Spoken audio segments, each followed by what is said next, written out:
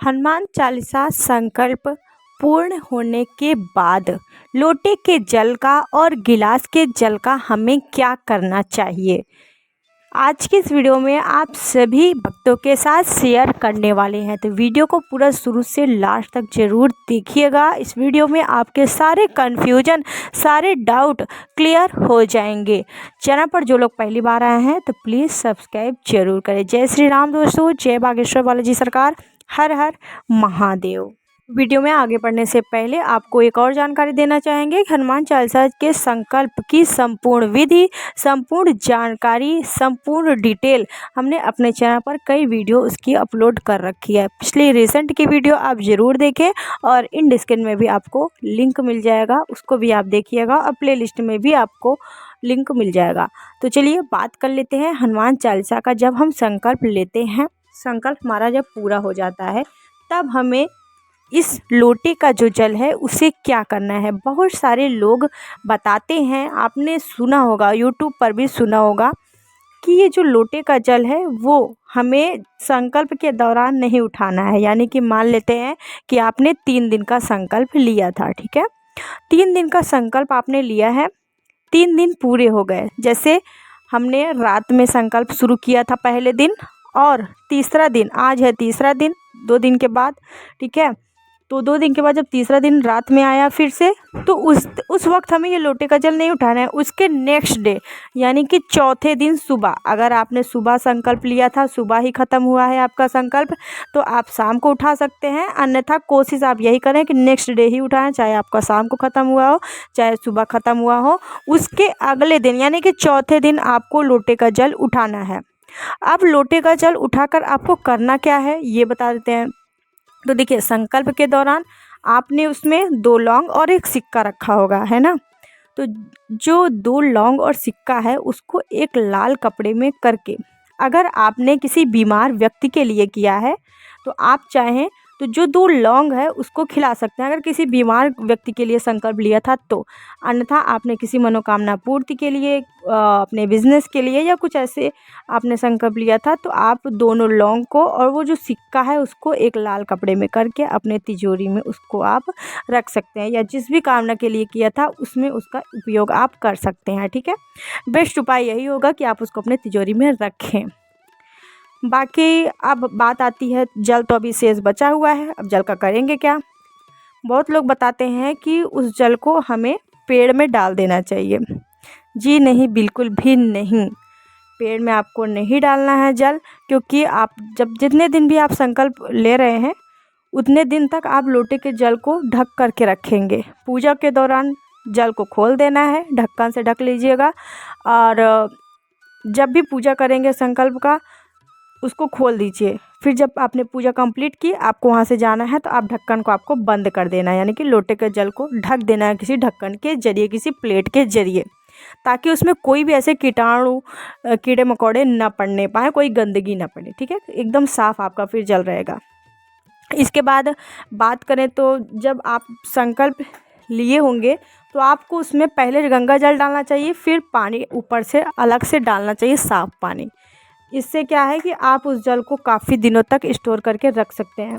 अब जो लोग बोलते हैं कि पेड़ में डाल देना चाहिए, बिल्कुल भी आपको ऐसा नहीं करें। मान लेते हैं आपने 3 दिन का संकल्प लिया था या 11-21 दिन का संकल्प लिया था, तो 11 दिन या 3 दिन तक जो भी आपने पूजा किया, जो भी आपने जप किया, जो भी हनुमान चालीसा का पाठ किया, राम नाम का भजन कीर्तन किया, हनुमान अष्टक पढ़ा, जो भी आपने पूजा पाठ की 3 दिन तक लगातार या 11 दिन तक लगातार या 21 दिन तक लगातार, उन सभी का जो सकारात्मक ऊर्जा है, यानी कि उतने दिनों की ऊर्जा आपकी पूजा की एक ऊर्जा बन गई है, एक सकारात्मक ऊर्जा, एक अच्छी ऊर्जा बन गई है जो कि आपके उस जल में है, ठीक है। अब उस ऊर्जा को आप वेस्ट कर देंगे पेड़ में डाल के, है ना, तो हाँ, वो एक प्रकार से जल, पता है आपको, वो जल जल नहीं रह गया, वो बन गया है अमृत, ठीक है।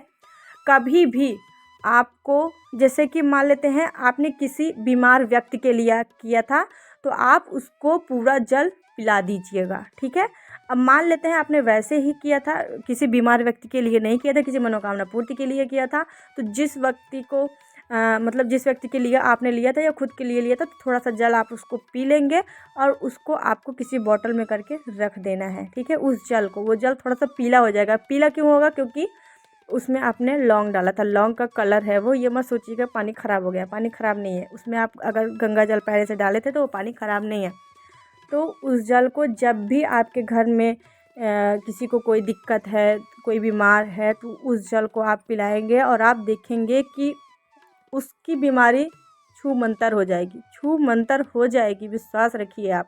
कोई भी किसी को कोई भी दिक्कत है, कोई समस्या आ रही है, तो उस जल को आप पीजिए, क्योंकि वो एक दवा बन गई, वो एक अमृत बन गया। आप ये करके देखिएगा। मेरे कहे अनुसार जो भी कुछ हम आपको यहाँ पर बता रहे हैं, अपने एक्सपीरियंस से बता रहे हैं। हमने जो किया है और जो एक्सपीरियंस किया है, वही हम आपके साथ यहाँ पर शेयर कर रहे हैं। किसी के कही सुनी बातों को हम नहीं बता रहे हैं यहाँ पर, ना कहीं से हमने ये चीज़ें सुनी। इस तरीके से खुद एक्सपीरियंस करके सारी चीज़ें हम यहाँ पर आपके साथ शेयर कर रहे हैं, ठीक है।